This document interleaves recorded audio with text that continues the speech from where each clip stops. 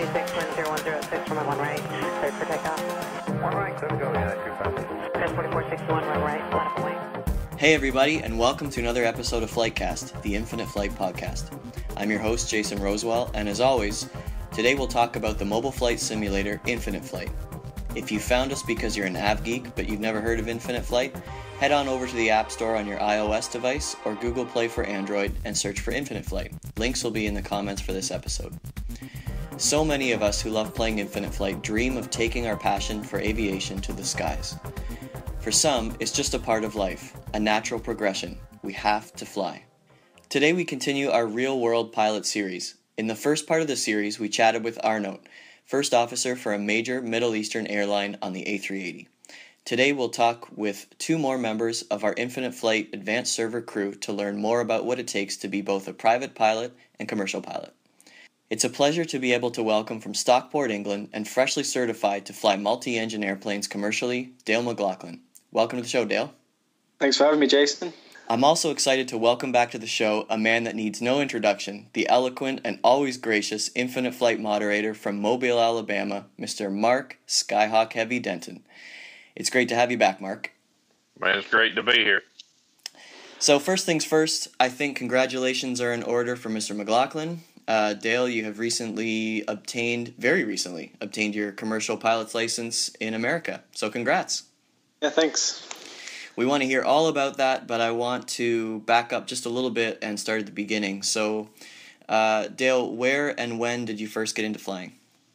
Well, I probably first started when I was 14, when I joined the Air Cadets. I don't know if you guys in Canada or America have something similar. We do. We have Air Cadets here in Canada. Yeah, no, that's good. Yeah, I think we do exchanges. IACE of your International Air Cadet Exchange. I think some of our guys come over to Canada every once in a while to see what the barren wasteland's like.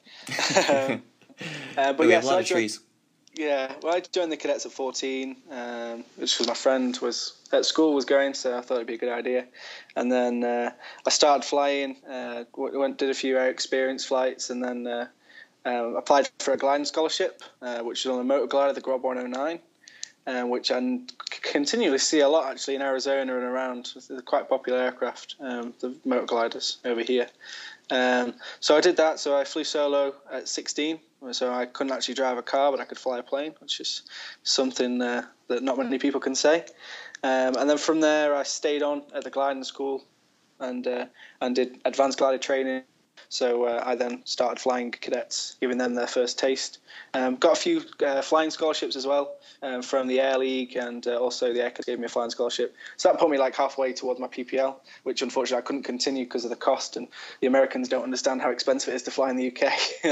You guys can get a plane for $70, and we have to pay £150, which is like 200 and odd bucks an hour. So wow. It's really unrealistic for us to do that in the UK. And then I started at Oxford a year and 3 days ago. So that's how I started really, and I'm here now with a commercial pilot's license. Awesome. Yeah, and like I said, we'll get talking about that a little bit later. But Mark, for now, same question for you. So where did it start? And you mentioned in episode 3 that your father flew C-130s, Hercules, which we actually have flying around my area once in a while. Can you refresh our memories on that? Well, yeah, I started flying probably when I was 3, and I got my first Fisher-Price airplane with the little weeble wobbles in it, and I was hooked from that moment. But no, I took my first flight at around 5 years old at just a small local field, and from that moment, I was hooked. And then, of course, being around aviation with my father on C-130s for his career, I've just always had the aviation bug. And worked for Northwest Airlines for 15 years and just constantly being around the planes. Then 2000, I started on my PPL and got my license very shortly afterwards. So just been flying ever since. Great, racking up hours. Trying to. Do your Infinite Flight hours count towards that? Not according to the FAA, but they do in my book. You've got a separate little column in your log. Yeah, I have the IF column in my logbook. He's on like book 3 by now. Yeah, I made it. I made the logbook on Excel and had it bounded and everything, so it looks official. Beautiful. It's legit. So, Mark, when it came time to take the plunge and get your PPL, what process did you, or again in America we would say process, right? What process did you follow for that? Our friend and ATC boss Tyler, who surprisingly isn't on this episode, like he is on every other episode. Tyler's really fast tracking his PPL at the moment. So is that the approach that you took, or how did that look for you? Yeah, and that was something I had talked with him about. It's better to do it as quickly as you can. When I got my license, and as far as I know, everything is still the same now. You've got to have a minimum of 40 flight hours to obtain a PPL. And when I landed to get my check ride, or to take my check ride with the FAA, I had 42 hours. So that was something I was very proud about. Most people, it takes around 70 or so, simply because they will fly and then wait 2 weeks, and then they'll fly another hour and a half. And what happens is half of that lesson, they're actually working on what they worked before to try to refresh their memory. So most pilots will get their license in 70 to 80 hours. But I just basically had everything saved up and did it all as fast as I possibly could, and soloed at 9 hours, which I thought was pretty fast until Tyler disclosed his the other day. But yeah, right. But I'm waiting to see how many hours he has when he does his check ride. I'll probably beat him on that one. Of course, he may get his in 38. I don't know, just to beat me. But I just went through the local FBO. Joined an aero club that we have 3 172s, and at the time we had 3. Now they got 2 and a 152. Hooked up with a flight instructor who was retired, so he had a lot of time, and just flew as much as I possibly could. So just to piggyback on that comment that you just made, you said you joined a club. Is that is there a way that is maybe preferred for, like, flying's an expensive hobby, so if you don't own an airplane, Mark, what do you do in your situation to fly? Is there a cheaper way to do it? I mean, you got to rent the airplane, you got to put fuel in it. How does that work? Yeah, the way we do it here is, I pay a monthly fee as a membership to the Aero Club, and I get to rent the plane for about $110. Non-members are about $150. So as a member, I do get a little bit of a discount, and that's $110 per hour wet, which means fuel is included in that. Now, if I fly somewhere else and have to add fuel to come back, of course, that's my expense. But if you have an aero club, a lot of times, you pay a monthly fee, but you do get a little bit of a break on the hourly rate. If not, a lot of FBOs just have aircraft that they do rent out. But you'll have to go and do a check ride with one of their flight instructors that are cleared through their insurance, just to make sure that you're competent to fly the plane. So after you do a little 1 to 2 hour check ride, if you will, with the flight instructor, and they clear you, then you should be good to go to fly any of their aircraft that you're certified, of course, to fly. Okay, so having learned all that, then what are we looking at for cost then? Because we've already talked hours. Yeah, cost for your PPL. Yeah, for the PPL, I mean, I did mine. It was probably around $4,000 for me. $4,000, really? Yeah. Well, you figure at the time when I got my license, it was only $54, $55 an hour to rent a 172. Okay, so fuel costs increased since 2000 are what's accounting for that, I would assume. Oh, yeah, definitely. Okay. And then you pay for the flight instructor, which for my PPL was $25 an hour. So, $75, $80 an hour with instructor. And of course, I didn't have the instructor the entire time. So now it's $110 an hour. to go out and fly a basic 172 without any kind of new GPSs, Garmin 1000, so on and so forth. So yeah, it can get pricey. Each different FBOs. Dale, I believe you were saying that they were like $70 an hour out in Arizona. Yeah, some of them are really cheap. Yeah. Yeah, and I know other ones are 120, 130 to rent plus the instructor. So it just really depends on the location, I guess. So Dale, how about you? When we talked to Arnaut, he said he skipped his PPL altogether. I asked him when he did it, and he said nope. Did you start? You did briefly mention that you had started your PPL, and then because of costs and so on, you stopped or you put it on pause. So, what's the story right now with that? Yeah, well, essentially, yeah, it was. I got to about 25 hours, and I mean, for like over in the US, you can get like a recreational license, which we call the NPPL, National Private Pilot's License. So that's basically you can fly in the UK and Ireland, and which is just what you need really. That was 35 hours, but with the like Mark was saying, if you're not flying frequently, then you spend half your lesson redoing the stuff you went over last time, and you're just basically putting money into the engine that's being burnt off, and you're not actually getting anywhere. So I never actually did my PPL. However, today I did actually pass my single engine rating. So now I can fly single engine aircraft now as a commercial pilot. So I can take people places and they can pay me for it, which is quite nice. You got the best of both worlds. So I actually got my multi-engine rating before I got my single engine rating, which was a bit different. Yeah. Now I can fly people too, and they can pay me. It's just got to be cash. Yeah. It's not. It's all under the table. So I can do it officially. You're not supposed to say that with thousands of people listening, Mark. Oh, my bad. I'll just bleep that part out. It'll have to be a really long one.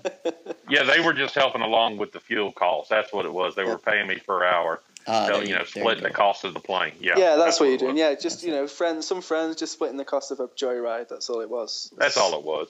Yeah. So Dale, let's get to your commercial certificate. Maybe start off by talking about where you got your CPL, because you are talking to us from somewhere in America right now. Yeah, I'm currently in Arizona. I'm flying back to the UK tomorrow because I've got my commercial pilot's license, so I don't need to be out here any longer. But basically, I'm with Oxford Aviation Academy at the moment doing my frozen air transport pilot's license, ATPL, so that I can basically fly for the airlines. And Oxford do all the ground school, the instrument rating in the UK, where the weather's colder and worse, so perfect for instrument conditions. But because it's cheaper, for the initial flying training, they send you out to their school in Arizona where the weather is. You're actually part of a British school right now in Arizona. Yeah, that's right. So I mean, CAE, Canadian Aviation Electronics, as they used to be, which I'm sure you've heard of. They took over the Oxford Aviation Academy, and they actually have a lot of schools around the world, from places in Belgium, Middle East, Far East. They've got some in New Zealand, I think, as well. So they're actually the largest school in the world, I believe, if my facts are right. So yeah, I'm part of the Oxford Aviation Academy, but their training and their elementary flying training is done in Arizona because the weather's better and you can guarantee that you're going to fly pretty much every day. So. Right. Yeah. Well, I've never heard of them myself. If they're the largest, and I've never heard of them. I'm just kidding. Mark, don't heard much though, Mark. Don't interrupt when the grown-ups are talking, please, Mark, if you don't mind.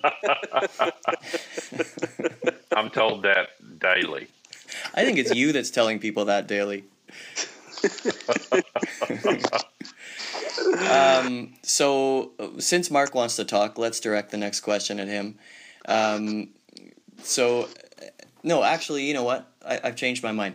So, Dale, when we get to looking at things like time and cost commitment for getting the CPL, first of all, are there Americans at this school with you as well, or is that just a whole bunch of British people that are shipped over to Arizona Who's there?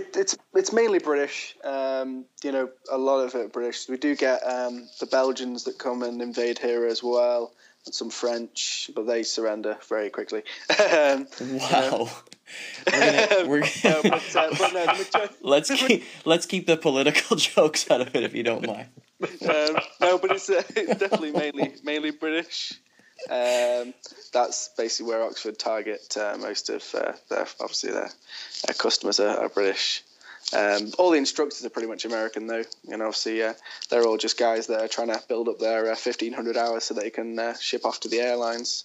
Sure. So they use it as a stepping stone, which is good if that's where you want to get to. Okay. So Mark, you've had your PPL for a while now. So for private pilots, this is a question just in terms of, I guess, regulations. Has anything changed since you did all your training back in 2000? So it's been about 15 years. Is there anything that you have to do in terms of rechecks or regulation changes? I know a friend of mine here in Canada he basically had a giant binder that was his, his regulations book, for lack of a better term, since I don't know all the lingo, but he would have to buy new sections or something every year to add to it. Does that ring a bell? What do you have to do in terms of rechecking? Yeah, it really does. I mean, and when you say 15 years as far as that I've had my license, I'm sitting here thinking, man, most of the people that are going to be listening to this aren't even 15 yet, and I've had my license longer. But, well, I think we've already established that how old you are, so let's just move past that and keep talking. As far as a lot of the regs and everything, regulations, there's a FAR aim that is updated annually, but 90%, for most of the time, from what I've seen, everything is pretty much the same. There's some minor changes here and there, but we're also able to get information through other resources on stuff like that. The sectionals, like what your friend was talking about, is basically a VFR map that we use for, planning our flights, and it shows us field elevations. It shows us obstacles, towers. It probably shows mountains, which we don't have that problem in the sectionals down here in the south. But it gives a lot of pertinent information that, you can plan your flight from. Instead of pulling out a road map, it's just being able to look at this as a chart that we're able to plot and plan our trips on. And we used to have to buy them 15 years ago.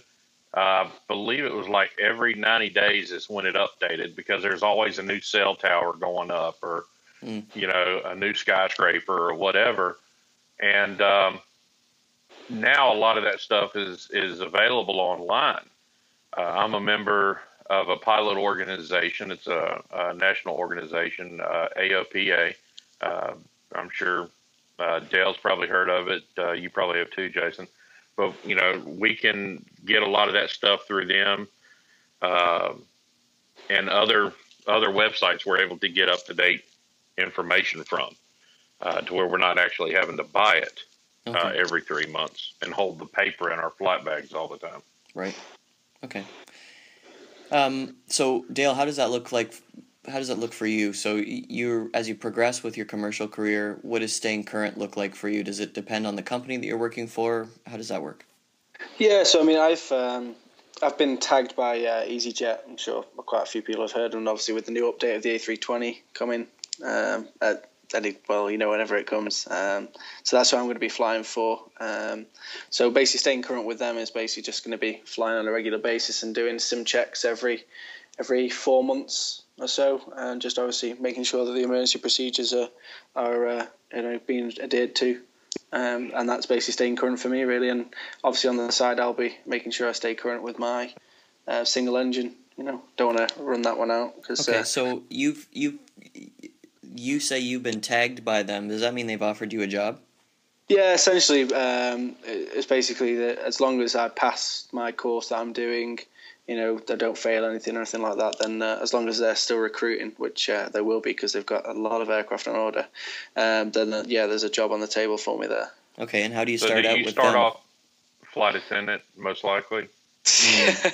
Yeah. So basically, it'll be once I've finished here and got my instrument rating and my MCC and jock, then essentially it'll be to type rating on the A319 and 20, and then line training. So it's basically down at Gatwick Airport, and obviously you do some touch and goes in an A320, and then you basically start off flying with training captains to ensure that you are suitable to fly the passengers, and then on from there really. So you're starting out flying jets with them right away.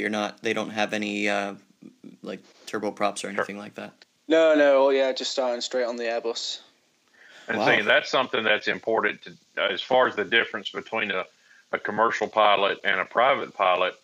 What did you say it was like every 4 months that y'all are basically having to get rechecked? Well, as a private pilot, according to federal aviation regulations, for me, for example, I'm now over 40. I have to renew my medical every 2 years, as well as do what's called a biannual. Even if I flew 500 hours that year or over those 2 years, I still have to go up every 2 years with an instructor and basically do another check ride just to stay current. Yeah. So it's I know with the PPE or with the commercial, you guys have to do that a lot more. Yeah, well, it's obviously just down to safety, isn't it? There's been a number of things that have happened. Obviously, that the regular checks are there for a reason. So it's just one of those things. Yep. Cool, guys. Well, it wouldn't be a FlightCast episode if we didn't bring it all around to infinite flight a little bit. As much as we could talk for hours about this stuff, and I know people are anxious to hear about it. If we run out of time, then we'll just have to do it again. But so let's talk about infinite flight. The reason that we're all here. Mark, you've been looking a little prettier these days flying around on the map since you've been promoted from general flight sim nerd to flight sim mod nerd, I guess. And there's some debate as to whether your name shows up as pink or purple on the map. I think it just depends on the person looking at it, but either way, either way, I'm comfortable with it. It doesn't matter. Mm-hmm. Yeah, I may, it doesn't matter what color it was. I'd still make it look good. It's true. So does this mean you're our boss then? I guess. Well, technically, Tyler is the ultimate boss, and I let Tyler think that I work for him. But I just basically help Tyler with the moderating, promoting people and moving them up through the ATC ranks, just keeping an eye on everything that needs to be worked on, tweaked, or whatever, but also making sure that a lot of the controllers are staying up to par, so we can provide the best possible experience for all the pilots that are on infinite flight. We should probably say to everybody too that when Mark is sarcastic, straight to your face, he's just loving on you. Okay, that's his love language. You might think he's being mean to you. That's just him. So just embrace it and. Yeah. I will plead the fifth on that one, just due to the audience. But sure, we'll go with that one for now. Professionalism takes many forms. Yes, and Mark's not one of them. Well, now, when I took geometry, round was a shape, so that is a form. Oh, man. So now that you've been ATC mod for a while, what advice can you throw out there for our ATC team on the advanced server? Just consistency. It's one thing that I see a lot of is people get so wrapped up into how many ops they have, and quite honestly, that's a pet peeve to me. just because I'm more about quality versus quantity. You can have 10,000 ops all you want to, but if you were given wrong commands in those 10,000 ops, it's not a good experience for the people who are flying. So, let's just keep everything simple, be at the basics, just be smart, use common sense with everything, and just, keep focused on what you're doing. Know your airspace, know what's around you, and try to stay ahead and just imagine what the airspace will look like as you see more people spawning. Somebody may take off, say they're going to remain in the pattern, and then they fly out 20 miles north and they never come back. So, it's always just keeping up with all the changes and everything. So just focus really on the quality. Yeah, I think that's good advice, and I'd just throw in there too. If you, it's never a bad idea to just step back and just look at everything, and say, okay, how am I doing? And ask some of your buddies to come and fly patterns for you. It's also, I think, just a good idea once in a while, and I do this. If you're going to work a busy airspace, grab somebody and tag with them and ask them to work ground for you. Because if you want to practice on tower in a busy airspace, not having to worry about ground for a little while is kind of refreshing.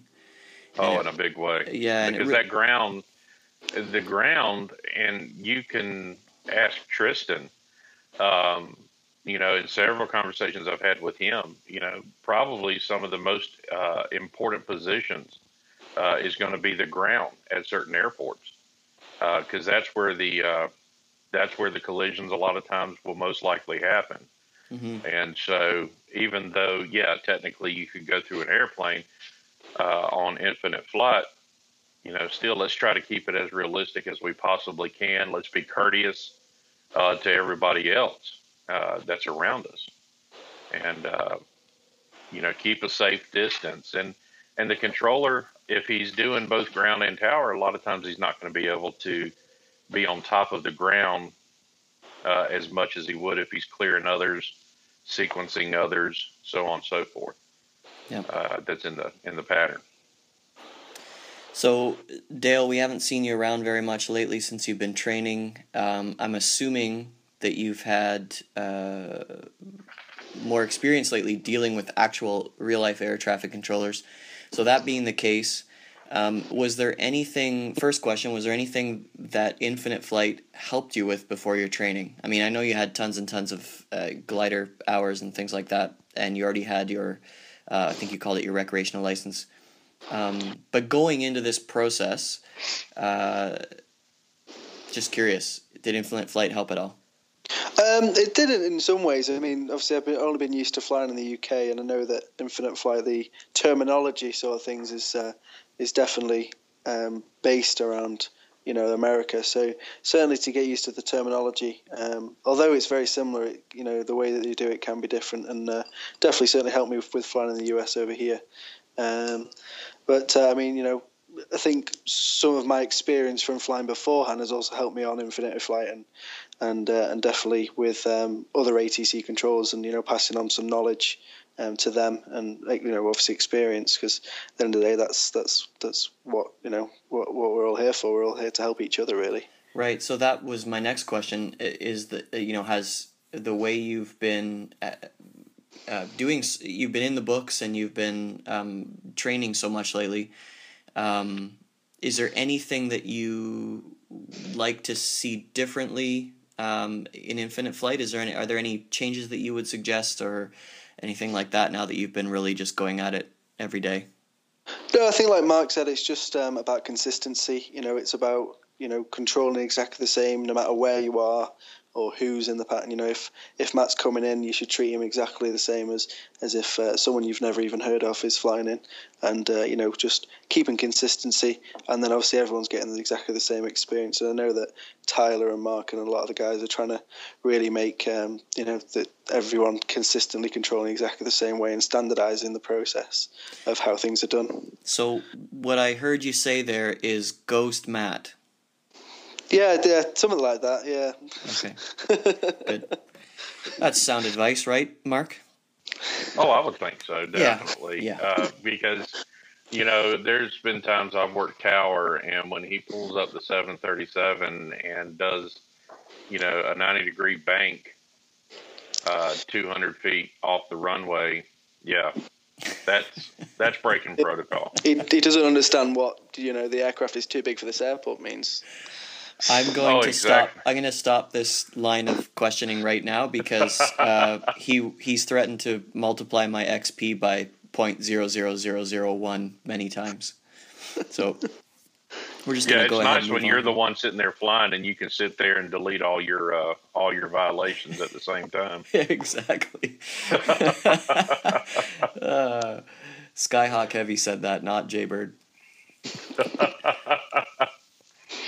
All right, so guys, time is marching on here, so let's get to some of the questions that people have been asking on Facebook. Arnold had a good one, actually. He was one of the first people to comment. He said, for Mark, what are the typical landing and takeoff speeds for a Cessna 172? And when do you select the flaps on the 172? Well, I honestly didn't even know the 172 had flaps. But no, seriously, I rarely ever use the flaps. Our field here is, you know, the runway that we primarily use is around 6,000 feet. And so it's in a 172, you know, I can land without flaps and the thing's going to stop halfway down anyway, even if I didn't apply the brakes. But typically when I'm taking off, you know, I'll begin a slow rotation around 55 knots indicated. And then as the plane comes off the ground, then I'll go to the best climb rate, which is around 79 knots to altitude, whether it's, you know, pattern altitude or 3,000 feet or whatever. So I'll climb out around 3,000 feet. Now, when I'm on approach, it just really depends. A lot of times, if it's a little bit windier, I don't use any flaps at all, just to avoid weather vaning. Dale would know a lot about what that is, but basically once you're on the ground, that wind will start using that tail a lot. And the dirtier you have it, the more the wind can move the plane. So he's not talking about how dirty the actual plane is. Yeah, that dirt on the plane and all that. So, but no, when I say dirty the plane up, you know, for landing is full flaps and everything else. If you had a retractable gear, the gear would be extended. But typically taking off, like I said, 55 for rotation, climbing out at 79. And I'm touching down. I'm on final approach around 65 knots-ish until about 10 to 20 feet off the runway where I'm entering into ground effect. And then I just pull the throttle, and as my airspeed decreases, basically just set the plane down onto the ground, like landing on a cushion. And while we're still on that question, Dale, what aircraft were you flying primarily in your training? So primarily it was a Piper Archer, a PA-28 181. Speeds are very similar to the Cessna, so our rotate speed was 65 indicated. Best climb speed of 76, and then, you know, our approach speed would range anywhere from 66 to 70, you know, really. So, you know, very, very similar. And, you know, flaps, with the Piper, it's they don't actually use flaps for takeoff unless it's, you know, unless you are runway limited, in which case you would use as much flaps as necessary, really. Yeah, okay. For short field. And the one key thing about what, you know, talking about the 172 versus the Archer, you've got a high wing aircraft versus a low wing aircraft.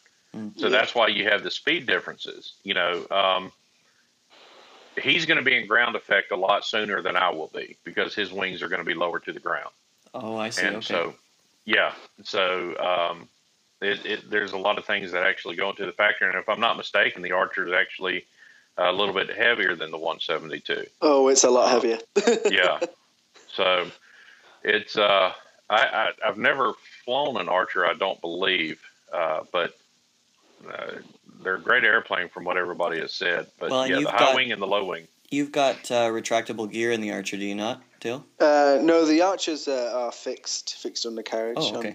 I think on all the Yeah. apart from the Arrow has retractable, but the Warriors, the Archers, they all have fixed undercarriage. Okay. All right, so we get next to, I just had to throw this in. I thought it was awesome. Dean on IFFG says, giggity. And, well, that pretty much sums up everything right there in that one word. So I thought I'd toss that in there. That's a good thing to end on. Little Quagmire action, never hurt. Next, Exactly. We've already answered one of Henrik's questions, so we'll go to the next one. Have either of you ever been in an emergency situation? Can you tell us, if so, what was it? How'd you deal with it? So, I've had a couple, nothing too major. While I've been out here, I've had an alternator failure, which basically means that the alternator which charges the battery failed. So I only had about 30 minutes of battery life left when obviously I would lose then my radios, my instruments, because I have a G1000 on the Archer, unlike Mark with his old age dials. Once my power goes off, that's my instrument's gone off. So I just had to land at an airport that was close by. It wasn't really anything major. And the other one that I had was back when I was in the UK when I was in the motor gliders. I did have a power loss after takeoff, but it was only a partial one, and I was able to just carry around the pattern or circuit as we call it in the UK, and just land back on the runway. But apart from that, nothing too major. I've not had to land in any fields or, have to squawk 7700 at any point, it's a relief, and hopefully I won't have to do that any time in my career. So, Yeah. just before you answer that, Mark, you just said something interesting, Dale. You said pattern or circuit, as it's called in the UK. I think we refer to them as circuits here in Canada as well. I haven't done my training yet, but... Yeah, flying in the US, all I hear is pattern. So it's, I've only ever known it as a circuit. So it's, Yeah, well, that's what my friend that I referred to earlier, John, he was, he actually taught me how to play the drums, which was my former career, and he got his PPL at one point just because he felt like it, and he would always say he was going up to do some circuits, so... yeah, that's the word that I had heard before Infinite Flight. Yeah, everything is pattern here, or I'm just going to go do some flying around the patch is basically another phrase that's used. But Mark, let's be honest. When you're going up, you just say you're going to go up. I'm going to go up in the sky now. yeah, I'm just going to get up in the sky, and they basically seesaw inbound traffic and divert them to other I'm going to areas. go fly around for a bit. Yep. If y'all don't mind. But Dale was talking about losing the radio and all that with the battery being so low. But as an experienced pilot of 15 years, of course I only had to have 15 minutes worth of flight time to realize, well, maybe I need to have a handheld radio in case I do lose my communication. I'm just saying, that's just something, throwing it out there. I always carry my phone in my front pocket just in case. Well, we didn't have phones when I first started, not the cell phones anyway. Showing your age now, Mark. Again. Yeah. Again, So, I can't help it. Anything, no emergencies for you to deal with, Mark? No, I've had a couple. One, I was actually doing some touch and goes, and there's some things that no matter how thorough of a pre-flight you do, some things you're just not going to be able to see. And I was just coming in doing some touch and goes, and when I landed, very soft landing actually, and as soon as I set the nose wheel down, the whole nose wheel landing gear just started to shake really bad. So I added throttle, pulled up, And basically it just felt like it was a flat tire. And so basically declared it at that point, came back in, and just kept the nose wheel off as long as I possibly could. Came to a stop and actually had to push the plane off to the taxiway because I couldn't steer it, and the inner tube inside the wheel had popped. So it was pretty crazy. But then another time I'd taken off, and just out of happenstance, the autopilot on that particular 172 engaged, even though it was showing disarmed. So I had to fight that plane all the way back down to the ground. And trying to fight an airplane that is wanting to fly on autopilot is very, very difficult. Oh, wow. So, yeah. It's all the way back down to the ground. All the way back down to the ground. People, how far do you think this will take us? All the way to the site that we stopped. Right. But, I mean, made a safe landing. It was just having to muscle the thing all the way back down to the runway, trying to turn it when it's got its heading. And, that was a little bit difficult, but it was still a nice safe landing. But, of course, I couldn't fly it anymore after that until they got the autopilot taken care of. But other than that, nothing really. Okay, so now, often, guys, when I'm asking Facebook questions, if I'm not sure how to pronounce somebody's name because they're from another country, I will message them to ask them, hey, dude, how do I pronounce your name on the podcast? So my secret's out. I'm not just coming up with correct pronunciations. So I asked our next question asker, hey, man, how do I pronounce your name if I'm going to use your question? And he replied with 2 happy faces. So I'm just going to call him Dush because I don't know how else to pronounce his full name. But here in Alabama, it would be Dush Yamp. But, I don't have any problem messing up a name. And how did you say it, Dale? Double happy face? Yeah, but if you actually had to read his name.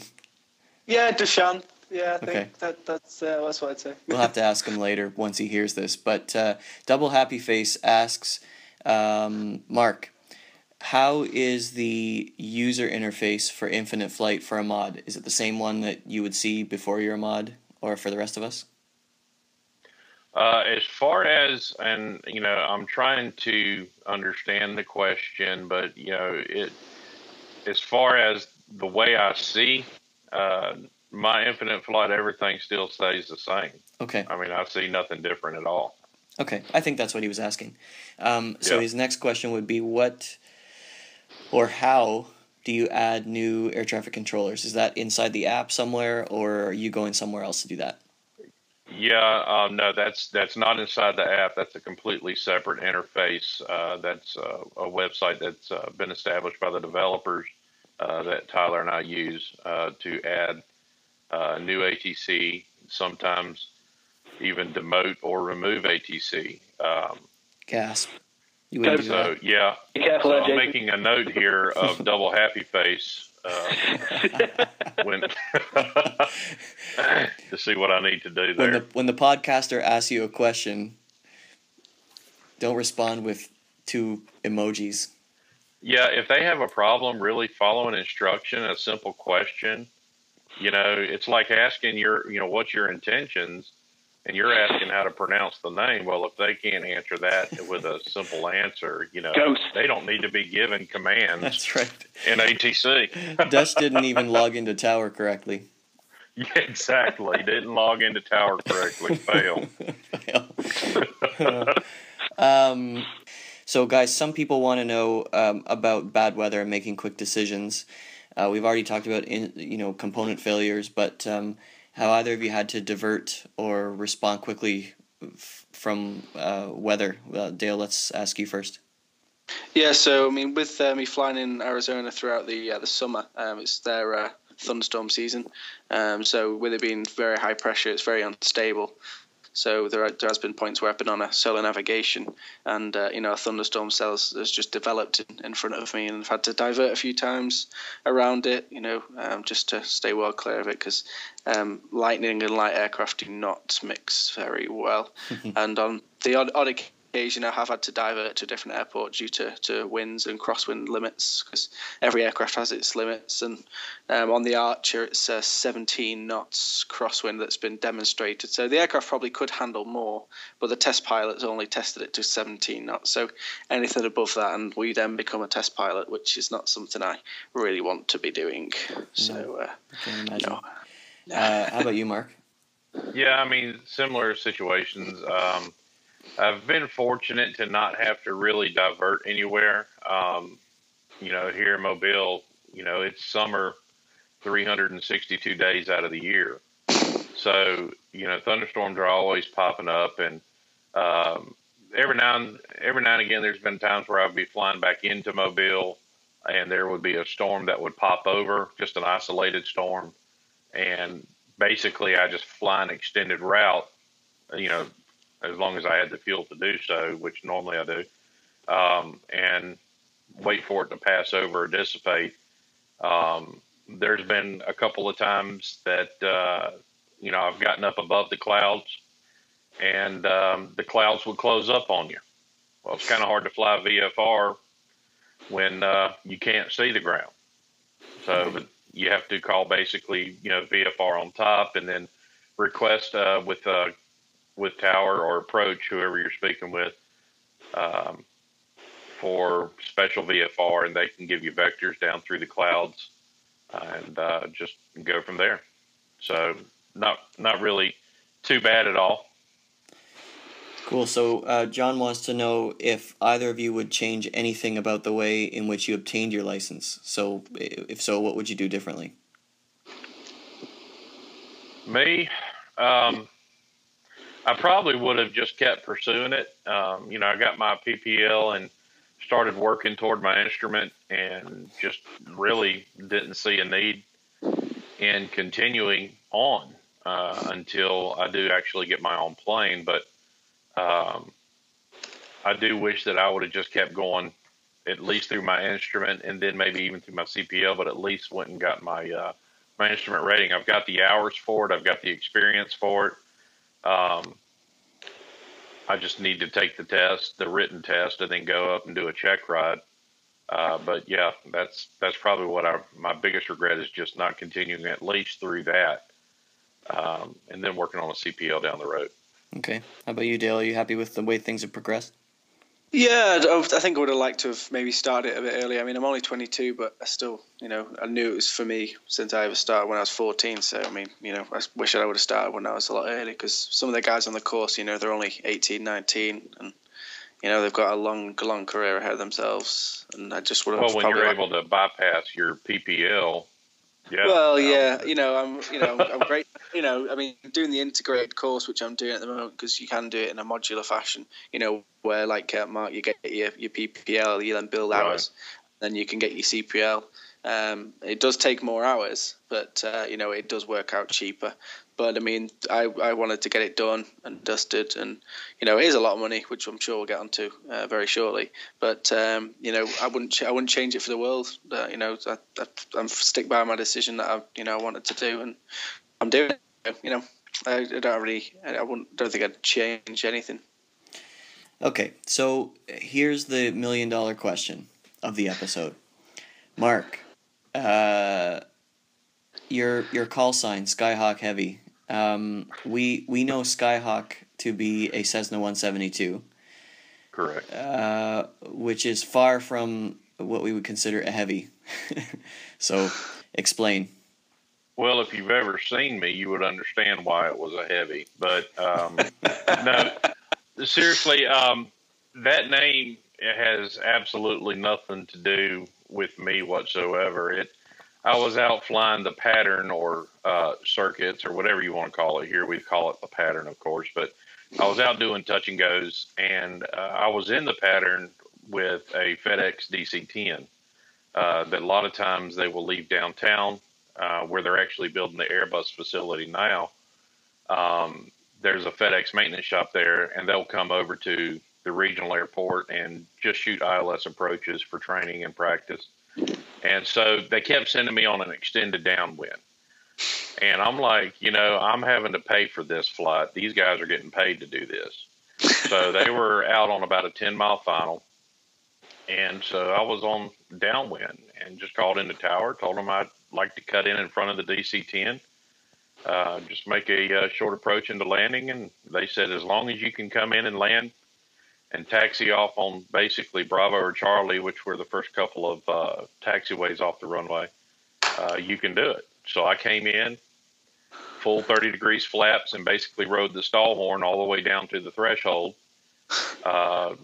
Landed, of course, safely, taxied off at the earliest taxiway that I could. Well, when I called clear of activity of runway 32 at Toll Tower, before switching to ground, you might want to caution the DC-10 of my wake turbulence. Just making fun. And they actually announced that to the DC-10. They, FedEx DC-10, whatever they were calling them, caution wake turbulence from Skyhawk Heavy. And he replied, we'll caution wake turbulence from Skyhawk Heavy. So ever since then, it just stuck. And every time I fly out, if I'm in a 172, that's what I call in. This is Skyhawk Heavy, 986, 994, whatever, aircraft I'm in, which that plane's not even flying anymore. But whatever plane I'm in, I'll say Skyhawk Heavy, and I'll give my tail number, and that's how they hand me off to approach and everything else. So it's hilarious. And nobody has a problem with that? No, and actually, one thing I learned the other day from Tristan, I was telling him the story, and he said that whatever you call in as, they have to actually contact you with that call sign. Really? Which I thought was pretty interesting. Yeah, that was something I didn't know. We have something similar too. In the Arizona area, all our aircraft have the N numbers, 4400 whiskey or whatever. But we placard all our aircraft with Oxford call signs. So Oxford 204, Oxford 881, and basically like Mark said, anything you call up ATC with, then they have to reply that back to you. Even if it's Phoenix Approach, if it's Luke Air Force Base, whoever it is, if you give them a call sign, they have to reply back with that call sign. Yeah, that's what they'll do here. A lot of times I'll do a flight from Mobile to Pensacola, Florida, when I'm taking people sightseeing and then come back along the coast. Well, when Mobile Departure hands me off to Pensacola Approach and I contact into Pensacola Approach, I contact Skyhawk Heavy. And then that's it. They're also reading that back to me. So it's pretty funny. And it's just stuck and become second nature. That's awesome.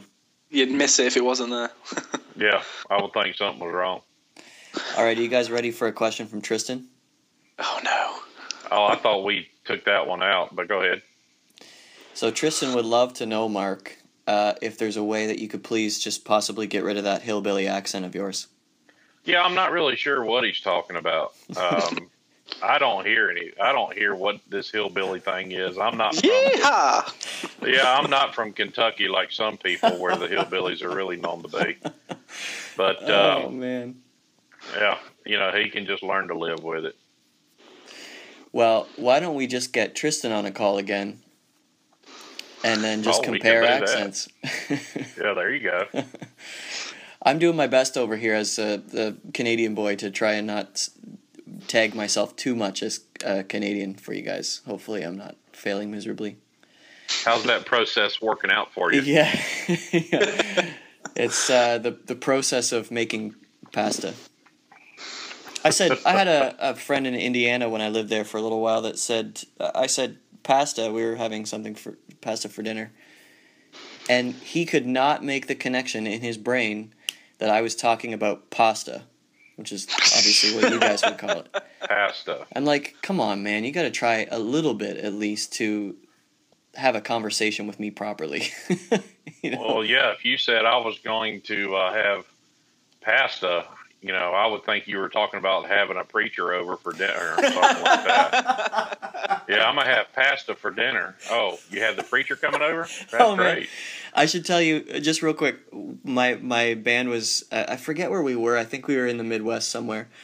And this venue that we were playing at said, hey, we've got a great Chinese place around here. Do you guys like Chinese food? We said, of course, yeah. So They said, well, what do you want? We don't have a menu here, so we'll just get whatever we can that's close. So we start rhyming off a couple of, normal Chinese dishes. And then one of our guys said, oh, can you get some chicken balls as well? And chicken balls. And they're like, chicken balls? Oh, chicken. What we meant, and in Canada, we call sweet and sour chicken, we just call them chicken balls because they're in the shape of little balls. But it was hilarious to see the look on the guy's face. That's definitely north of the border there. That's something. That's way north of Canada too. I don't know where that's from. Yeah. That's what we call them around here, chicken balls. Hey, everything here is just a chicken nugget. Even in the Chinese food, chicken nuggets. Yeah, sweet and sour chicken nuggets. That's what I want. There you go. Tristan would also like to know, on a more serious note, for both of you, how many hours have you guys logged? Well, I think we covered that earlier on. If he would pay attention, Tristan really should be paying attention. He really should be. Come on. Okay. I've got around 350. And I'm on about 240 at the moment. With the actual hour. He's catching up to you, and man. He's so much further ahead. Yeah.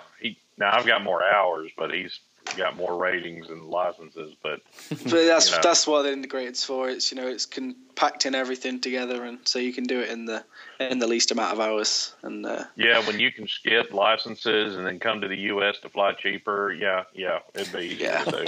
Yeah, it still costs me a lot of money though. Well, actually, speaking of money, let's get into that. So Justin on Facebook wanted to know for Dale. So as another pilot looking to get a CPL one day, how would you recommend going about training? And maybe you can mention what costs are involved in that. So I mean, it all depends on how committed you can be to it, really. I mean, if you want to keep your full-time job, if you've got a family, then the modular route, getting your PPL, building hours, getting your CPL is going to be the best route. And obviously, in the long run, it probably will be cheaper.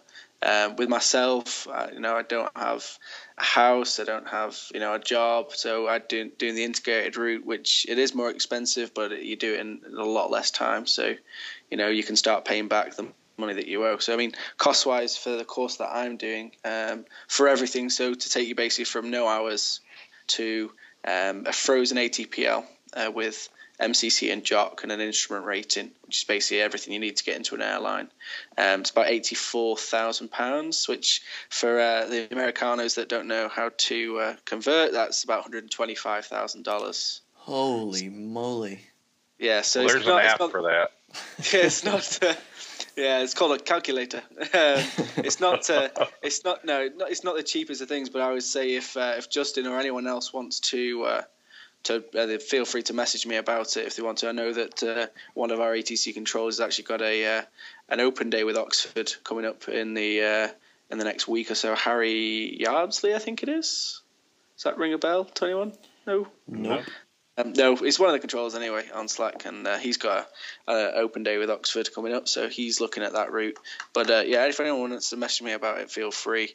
But it's one of those things where if you want to do it, you need to, grab the bull by the horns and just go for it. Because if you're umming and ahhing about it, then maybe it's not for you, because you do have to sacrifice a lot, but you will get the rewards in the end. Oh, absolutely. I agree with you 100%. I mean, just listen to the sacrifices that you talked about making, and as far as the cost in it in itself. But it takes a level of commitment to be able to do that. And yeah, that's it. Yeah, people look at it. Oh my God, you've got £84,000 worth of debt, or $125,000 worth of debt. But then after 8 years of working in the airlines, I won't have any debt, and all the money that I'm earning is just going to be going straight into my pocket. So yeah, and I've heard so many people, friends of mine, who have gone to a huge school here in the States called Flight Safety, that have gone there, gotten all their licenses and even a degree, but come away with no job. That's it. I mean, the industry at the moment is really good. So I mean, anyone that's looking to do it now is definitely the time to get in, because the airlines are recruiting. Now is a really, really good time to start looking at doing it. But yeah, I know this. One of my mum's friends, her husband remortgaged the house to do all the pilot training and everything like that. got all the qualifications, got the licenses, the ratings, and it still hasn't got a job, So, and the thing is, the longer you are out of flying, so, the further away from your license you've got, the harder it is to get a job. So, a lot of airlines do look at the integrated courses because, you have been engulfed in flying for, 18 months, and you've literally just lived, breathed flying, ground time, flying, instrument, all that sort of stuff. So they want you fresh out of school. So, as soon as you finish your integrated course, you're getting interviews with airlines, and, they're taking you on straight away because, you're fresh out of training. The longer you are out of training, the harder it is it's going to be to get a job. Absolutely. So, all right. Well, we've got a couple more here, and then we'll wrap things up. But our buddy Mike Sholin, who was with us on our air traffic controller episode, what's up, Mike?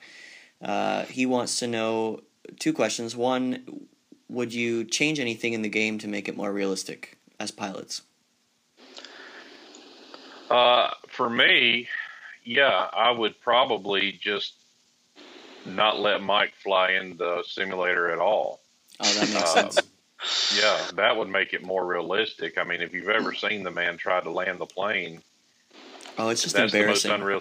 It is, and I've diverted more on Infinite Flight when he's in the pattern than I have ever in real life.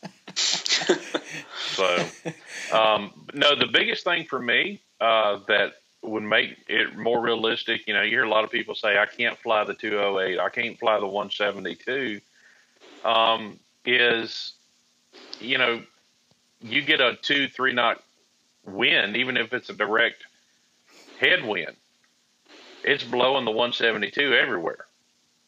And it, little things like that. And it's not like that in real life. I would like to see it more realistic, maybe a 8 to 10 knot crosswind or something like that's going to move it around a little bit more. But the wind's affecting the way the plane is as it begins to generate lift is a little bit unrealistic in most of them. Yeah, it is. Especially the 172. Yeah. Yeah. I hear there's a new airplane coming out soon that might have a really nice, some really nice physics and everything to it. But I've heard something about that 2,000 or 3,000 times on the fan group page. I don't know what everybody's going off about.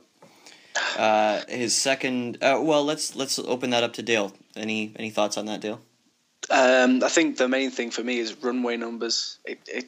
Every time you're coming in on a runway and you just can't see the numbers, it's really unrealistic for me. But I know it's a small thing, but it's little things like that, and maybe things like being able to control things like your engine, if you can turn it off, if you've got multi, things like that. I'm sure the developers are working on something to make this sim even better, and obviously it'll come with time. But just to be able to. Or even, if you're flying a jet, instead of just having the one throttle, being able to, just move 2 throttles up. Yeah. And so you get especially when you're trying to make a tight turn, just to be able to have differential throttles. Yeah, and, exactly. You could throttle up a little bit more on those engines. And, it's great that I can turn the beacon on and off. But if I turn it off, that should be a violation because I've got 2 engines sitting there at idle. Right. It's true. But that would be great. Mike also wants to know, guys, what is your favorite airfield to fly at and why? So let's start with Mr. Heavy on this one. Well, being Skyhawk Heavy, obviously I like a really long runway and very wide to give me room. So, really, I have one field that was introduced to me several months back, and from a buddy of mine that flies on Infinite Flight, and Stephen Wilson. Let's give him a shout out. I would really prefer not to disclose that field simply because there's nobody ever there. Ooh, is that the one we were at maybe a couple weeks ago? Yes, where all of us were flying. Yeah, that was nice. Yeah, and there's never any wind whatsoever, and there's never traffic. So it's so nice to be able to go out there and just do 15, 20 touch and goes, in several minutes, unless you're Tristan or Michael, and you can do one pass and log in 3 touch and goes. But I think the term you're looking for is bounce and go. Bounce and go, yeah. But Mark could get like 4 at once, you know. And I think that's how Tyler, gets 6,000 XP in 20 minutes when the rest of us get like 900 to 1,000. I think that is exactly right. You're onto something there, Mark. He's getting in his Spitfire and he's just bouncing it on the nose gear all the way down. All the way down. He's doing something. But, yeah, it's just a little small private field. But if anybody sees the map, they would know where it's at because I'm there all the time. At least for a few minutes almost every night I'm there flying, just doing some patterns. Well, we won't say what region it's in. No. Next thing you know, you've got an A380 trying to land there, and I just That's true. ain't nobody got time for that. No, that's right. Ain't nobody got time for that. Dale, how about you? I don't know. I don't really think I mind an F. I don't really have a favourite. I like the short ones just because it's another challenge. So trying to take 7.3 to the shortest runway it can possibly go to. I don't mean landing on the helipad or anything, but something that's a bit of a challenge is always good. I mean, there's no point in taking a 737 to LAX because you've got. Although I have demonstrated in video the 172 on that helipad you're talking about. I got a C-17 off there, so it's doable. All right, well you're better than me with your little CPL. All right, well, before this gets too out of control, let's get to one last question. Daniel is asking, what do examiners look for most on the private or commercial practical tests? So let's go with Mr. CPL since he's just fresh out of the boot camp. Yeah, well, I think to be honest, for both tests, it's very similar, the actual things they're looking at. I mean, on my CPL check, they check everything really. So from navigation to doing a diversion, basic instrument flying, doing like tracking and interceptings of radials for VORs, things like that, stalls and steep turns, general maneuvers on the aircraft, make sure you can handle it properly. You will do pattern work. They always check, and obviously if you can't land the plane, then obviously they're not going to give you any sort of license. Right. Then they'll practice, normal flapless, and for single engines it'll be glide approaches, and for multi-engine you'll practice asymmetric landings.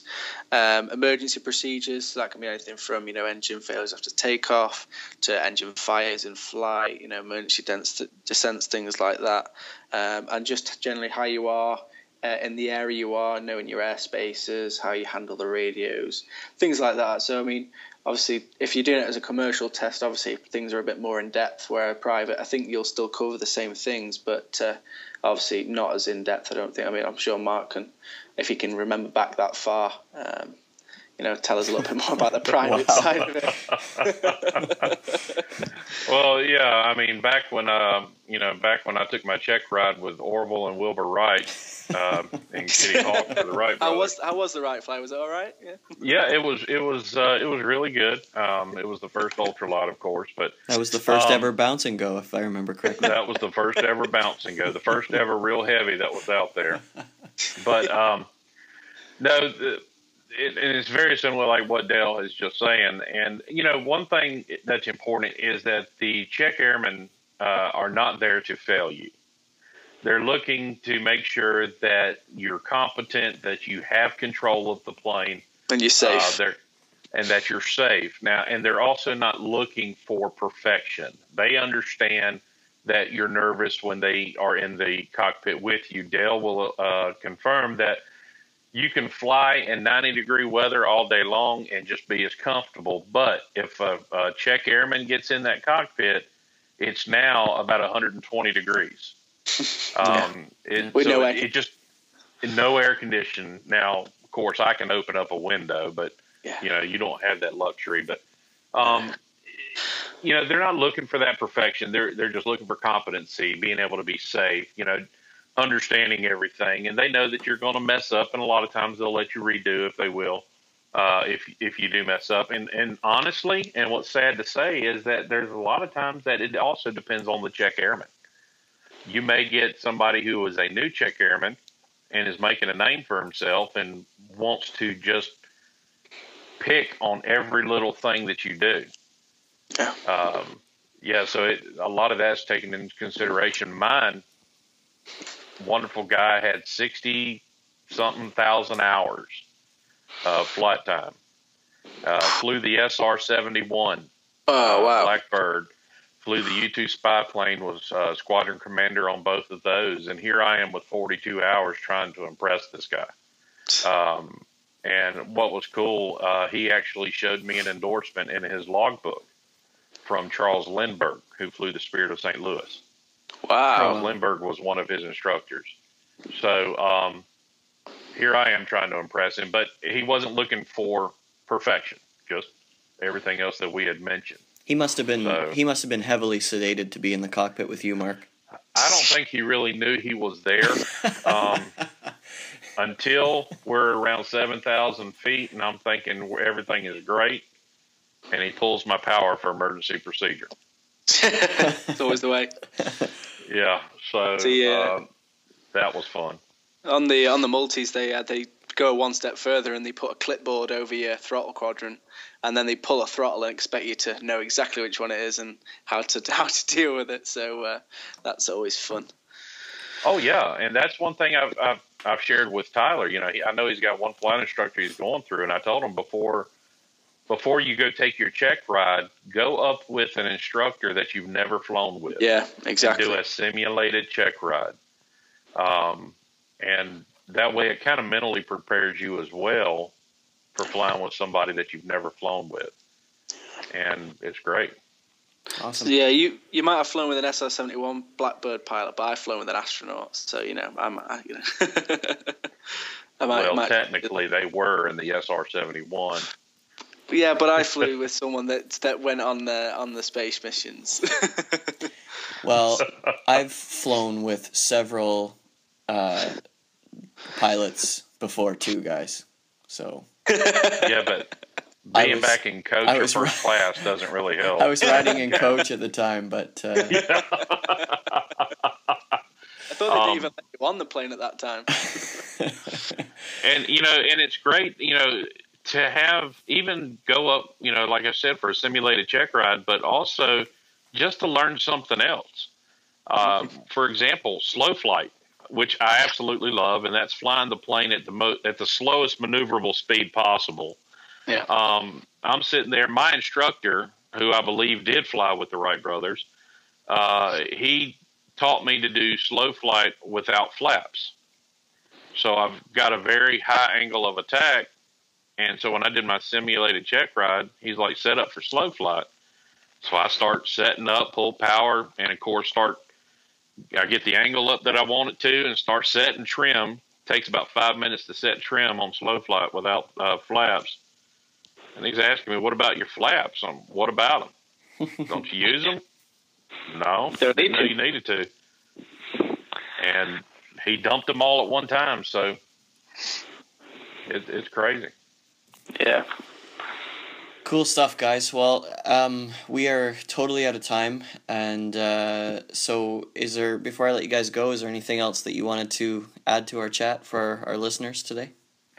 I mean, I would just say if it's something that you really want to do, pursue it. If it's a dream, then go for it. Don't just talk about it. You can sit and talk about it all you want to, and then as you get my age, you don't want to regret not doing something you wish you would have. Well, and I'm hearing both of you say that you do it as quickly as you possibly can to save time and money, and so that you don't regress in between lessons.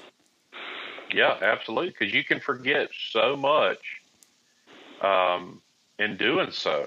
If you wait 2 weeks or whatever, save the money, or even yet, go take out a small loan or something, a little personal loan, just to get your license done, just to be done with it and build up your experience and hours once you get your license, until you can save up for your instrument or do like what Dale did, and go through the academy. So it's several different ways, but do it. Don't just sit around and say, man, I wish I could fly. I wish I could do that. Just do it.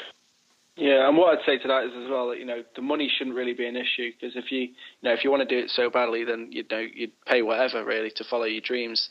And there are banks out there, I didn't have £84,000 lying around, so I obviously borrowed the money from a bank, and there are banks out there that do specialise in pilot loans, like the BBVA.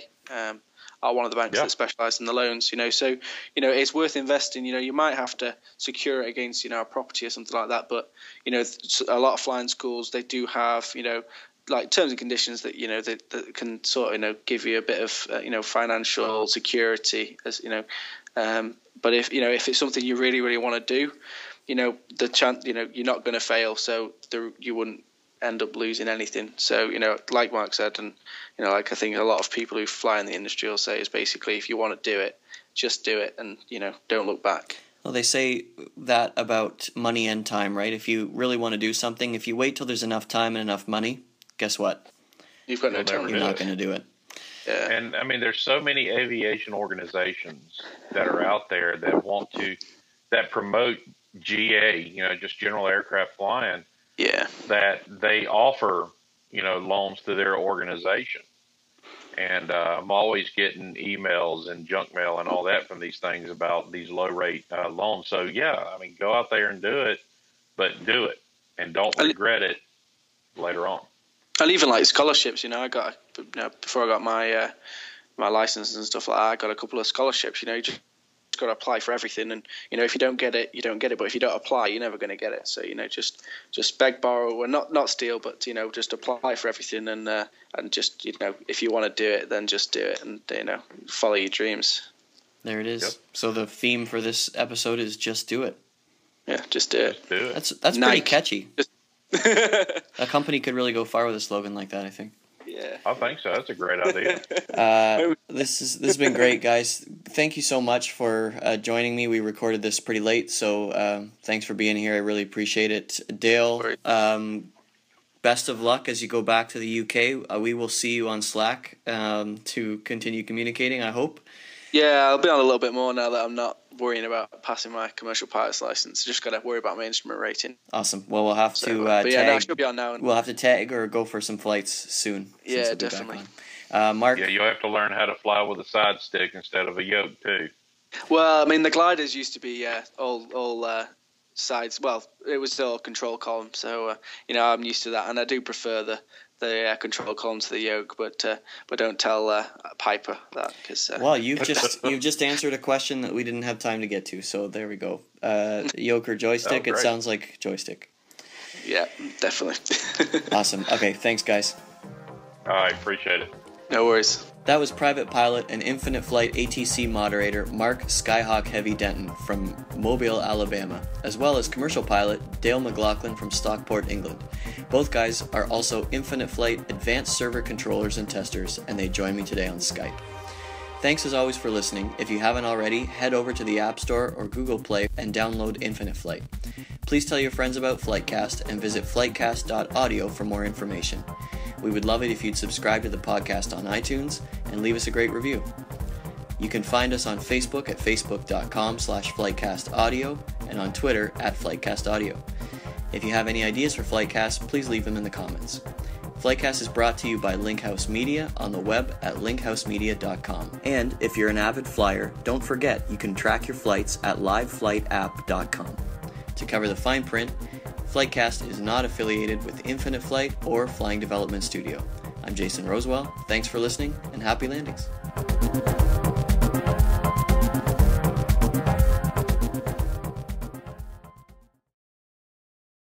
And if you want to stop for whatever reason, you have to.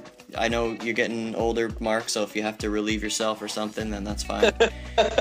Just let me know, and then we'll stop it and start again. Yeah, shuffleboard's not till 10 o'clock tomorrow morning, so okay. I'm good. Perfect. All right. He's already on the throne already. All right, here we go. Today we continue our real-world pilot series. In the first part of... Take 3. Do you need to start tomorrow or something? Or? It's almost tomorrow, 8 minutes. Mr. Mark Skyhawk Heavy Nelta. Aw, crap. Really? Didn't even get your name right. As much. Oh my lord. Are you reading this, or are you just trying to memorize it? No, I'm reading. Okay, here we go. Oh crap! Mine should be freaking second nature. I know. All right, here we go. I'm just gonna pause it right now. Does somebody have a Dale? Do you have a microphone that's like on a wire? No. There's something touching your microphone on a pretty consistent basis. Oh. Is that better? Yes, that's better. Thanks. Okay. No worries. I was just hearing. We were hearing a little bit of static from it. I was relaxing. Probably. Was it like rubbing on your chest hair or something, or?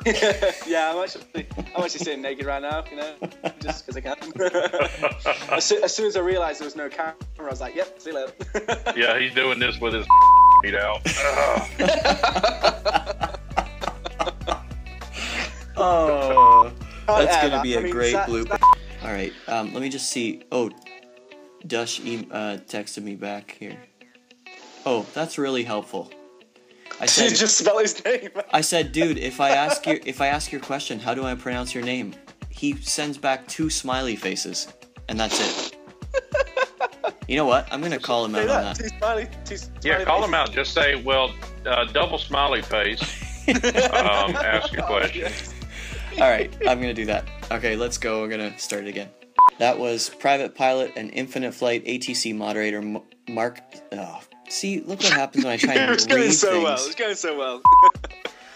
That was private pilot and infinite flight ATC moderator Mark Skyhawk Heavy. Oh. Do you want me to say it? I'm gonna get my 8-year-old to read this tomorrow morning. Here we go. Last time. That was private pilot and infinite flight ATC moderator Mark. Oh wow! I'm gonna start cussing pretty soon. Is this going on the back of the end? You guys can just go ahead and hang up if you like. I'm gonna try this again. Oh no, I'm enjoying this. This is funny. This is funny. All right, here we go. Thanks as always for listening. If you haven't already, now I have a frog in my throat. Just go outside and get you some ice off the tree and just. Wow. Oh wow, that only took 2 hours and 17 minutes. Thanks for listening. Happy landings.